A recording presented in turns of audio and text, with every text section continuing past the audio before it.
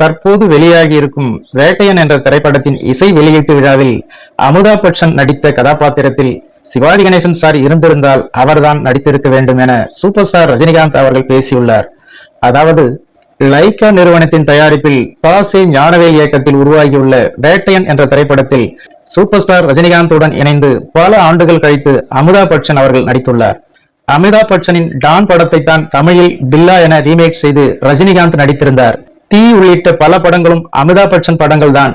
ஹம், அந்தாகனூன், கரப்தார் உள்ளிட்ட சில படங்களிலும் அமிதாப் பச்சன் மற்றும் ரஜினிகாந்த் இருவரும் இணைந்து நடித்துள்ளனர்.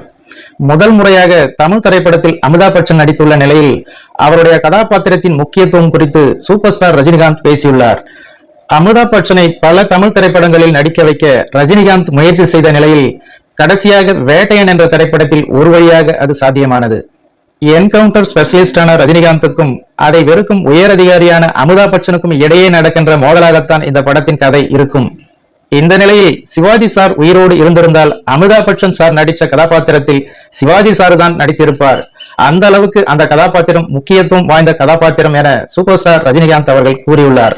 விடுதலை, படிக்காதவன், படையப்பா என பல திரைப்படங்களில் சிவாஜியுடன் இணைந்து ரஜினிகாந்த் நடித்திருக்கிறார்.